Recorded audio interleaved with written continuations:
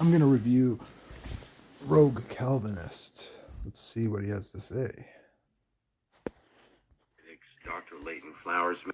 Okay, so one, it automatically, the nefarious, you just assume. This is one of the reasons I really hesitated to even do this broadcast, because I don't like promoting and platforming people who just assume that because somebody disagrees with you, they're nefarious. I want to make it very clear that I wouldn't assume someone has nefarious intentions just because they disagree with me. For example, Mike Winger disagrees with me, and I don't think that he has nefarious intentions. In him, I see a certain level of simplicity, and by God's providence, he is simply fooled by the illusion of free will and can't. Dr. Flowers knows better, though. Free will is false. I thought you guys believed in free will. Just not libertarian free will. Oh, for the record, I don't think Calvinists are nefarious. I think they're just ideologically possessed with a false soteriology and understanding of God. Escape it. And in fact, I never said that you had a nefarious agenda. The thumbnail says that you have a mysterious agenda, and it does seem that way. To illustrate that, I'll simply play a clip from the video. It's probably about time to get real with yourself. You absolutely think he's nefarious. If you don't, then you're confused with your own understanding. Just take a quick review of your own videos, bud. Look, it's on your screen. From Dr. White's book, he cites Edwin Palmer stating, quote, "Divine election is always an unconditional election. God never bases his choice on what man thinks, says, does, or is. We do not know what God bases his choice on." So Dr. White and I both believe that God the Father is giving to his Son those who already belong to him. Did you hear that? The only difference is that Dr. White says we don't know why some people belong to the Father. It has now become clear that Leighton Flowers is being intentionally dishonest. There you go. Intentionally dishonest. That would be nefarious, just for the record. You think he's nefarious. Why were you hesitant to admit this?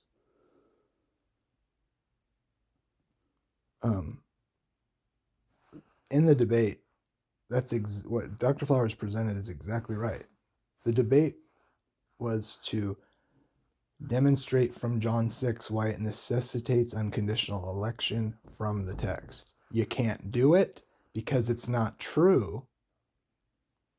And the grammar and word usage in John 6 does not demand unconditional election.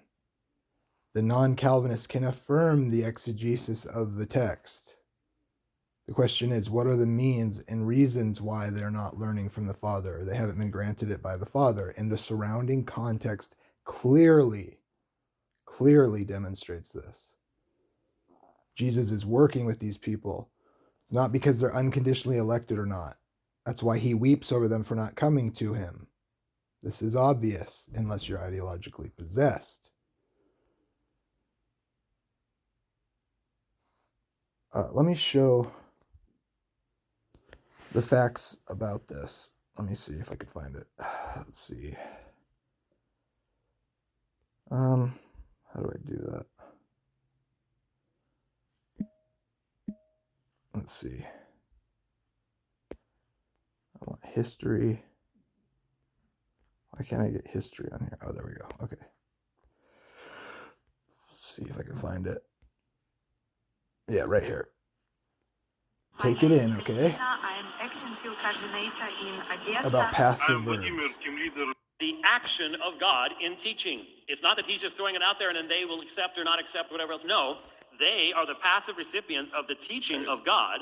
And then that's also described in the one hearing, passive action. Something is coming to you from outside. Like even just like in English, if you were to go like, did you pay attention in the lecture?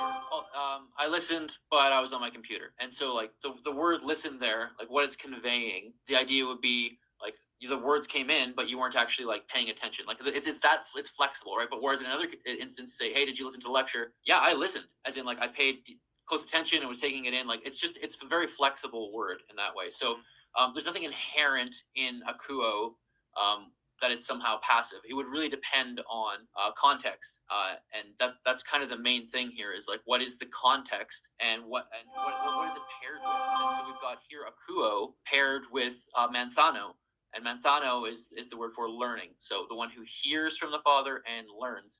Manthano is related to it's the verbal form for mathetes, disciple. So like discipling, learning. A disciple is a learner, and so it's these two words are being paired together here. I was interested in this because I heard that and I went, okay, what if we go with James here? What if we say, oh, what if these are passive activities?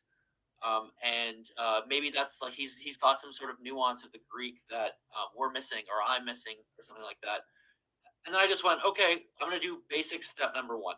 Step number one in any study of the New Testament of words, you're just going to open up a lexicon, a dictionary essentially, right? And so I did. I just opened up the typical lexicon, which is BDAG, and I went and I started reading through on akuo, and I just realized, and I went down, and one of the very first entries, it actually cites from Polybius, so a contemporary, like near to the New Testament, and one of the examples is it uses akuo and manthano with each other and says that hearing. Now, this is the difference between hearing and learning in a contemporary Greek source from the time of Paul writing these words, okay? And from BDAG. Is not the same as learning, as though learning is actually more of like takes more effort and is there's something required on the part of the person. So it's not just it's not passive. Like it actually contrasts hearing and then having to learn. I'll read it to you here. This is from Polybius, the Histories, Book 3. And it's at the end here, so just follow with me for a sec so you can get the context. So all this can be recognized and understood from general history, but not at all from the historians of the wars themselves, such as the war with Perseus or that with Philip, unless indeed anyone reading their descriptions of the battles alone conceives that he has acquired an adequate knowledge of the management and nature of the whole war. Now listen, this, however, is not at all so, and I consider that my history differs to its advantage as much from the works on particular episodes as learning does from listening. And so you see. Okay, so Calvinists, let's just be honest here. The hearing and learning are not passive. The difference between having learned from the Father is why the context of John goes on to explain itself regarding the issue. It's of the Father to those who recognize Jesus, because they learned, they didn't just hear. This has nothing to do with passive and active understanding by God's decree. Jesus is not bragging that, John is not telling us that Jesus is bragging because God didn't allow them. The entire Bible is God complaining that they're not learning. Don't be hearers of the law only, but doers also will be justified. It's that sort of idea. Now, this is where the early church comes to bear on to drive this home. It's interesting that nobody in the early church took a Calvinist reading. That contemporary Greek writing makes this distinction that the text is making in the surrounding context. Now, if you're going to continue to pretend that we're just not believing the text, when context and regarding the culture and the Greek language and what the early church said when they were in contact with the apostles, and nobody taught, okay, in the early church, nobody. It's time to get real with what the text says and doesn't say and what the text demands and doesn't demand. Otherwise, you are living a lie. Sorry.